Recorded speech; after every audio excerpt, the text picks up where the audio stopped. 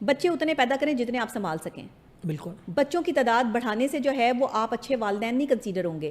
بچوں کی اچھی تربیت کرنے سے آپ اچھے والدین کنسیڈر ہوں گے. لیکن بچوں کی زندگیاں برباد نہ کریں. بچوں کی زندگی برباد اگر بچہ اچھا کوئی ایک اگر والد غلط ہے تو والدہ ساتھ دے بچوں کا, والدہ غلط ہے تو والد ساتھ دے بچوں کا. یہ دونوں جو ایک ٹائم پہ بچوں کی تربیت کا مقصد جو ہے وہ چھوڑ دیتے ہیں نا, ایسے بچے معاشرے کے لیے ناسور بن جاتے ہیں. بچے اتنے پیدا کریں جتنے آپ سنبھال سکیں. بالکل. بچوں کی تعداد بڑھانے سے جو ہے وہ آپ اچھے والدین نہیں کنسیڈر ہوں گے.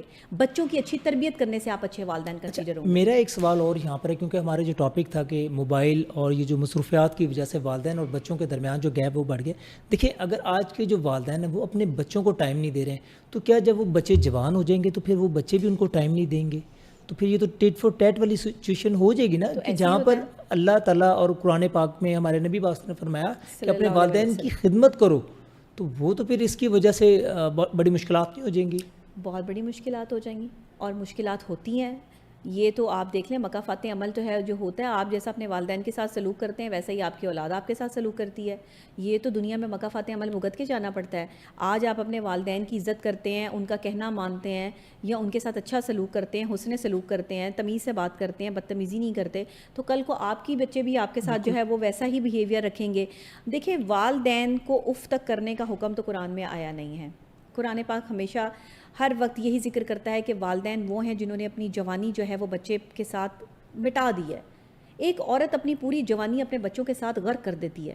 وہ اپنے بچوں کے لیے پھر تگ و دو کرتی ہے, اپنے بچوں کے لیے جیتی ہے. اگر اس کا شوہر اس کو توجہ نہیں بھی دیتا, محبت نہیں بھی دیتا, وہ یہ سوچ کے جی رہی ہوتی ہے کہ میں اپنے بچوں کے لیے جیوں گی, میں اپنے بچوں کے لیے اس چیز کو وقف کروں گی. لیکن یہ عورتیں بھی ہماری جنریشن تک ہیں.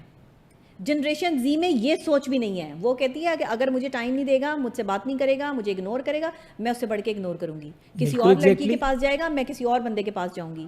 یہ جو آپ نے انا کی جنگ لگا لی جنریشن زی میں, یہ کیسے اچھے والدین ثابت ہوں گے جو آپس میں لڑنے کے چکروں میں جو ہے وہ میں صحیح ہوں تم غلط ہو, تم صحیح ہو میں غلط ہوں, اس چکر میں آ کر جو ہے وہ بچوں کی زندگیاں برباد کر رہے ہیں. اور اس کا نقصان کیا ہو رہا ہے؟ بچے جو ہے نا وہ بگڑ ہیں. دیکھیں اگر آپ کا شوہر بالفرض کسی ایکسٹرا میرٹل افیئر میں ہے بھی, تو آپ تھوڑی جو ہے وہ اس کو جو ہے وہ کرنے کے لیے جو آپ بھی یہ کام کریں گی, آپ تھوڑی بڑھ چڑھ کے وہی کریں گی جو مرد کر رہا ہے. آپ اسے سمجھائیں گی, آپ اسے اس چیز سے نکالنے کی کوشش کریں گی, اور اگر آپ ناکام ہو جاتی ہیں اور آپ بڑوں کو بھی بیچ میں شامل کرتے ہیں اور ناکام ہو جاتے ہیں, تو پھر آپ اس شخص کو اس کے حال پہ چھوڑ دیں. وہ جب تک ٹھوکر نہیں کھائے گا, جب تک اس کو اس سے جو ہے وہ دھوکہ نہیں ملے گا, وہ بندہ واپس نہیں پلٹے گا. بچوں کی زندگیاں برباد نہ کریں. بچوں کی زندگی برباد اگر بچہ اچھا کوئی ایک اگر والد غلط ہے تو والدہ ساتھ دے بچوں کا, والدہ غلط ہے تو والد ساتھ دے بچوں کا. یہ دونوں جو ایک ٹائم پہ بچوں کی تربیت کا مقصد جو ہے وہ چھوڑ دیتے ہیں نا, ایسے بچے معاشرے کے لیے ناسور بن جاتے ہیں.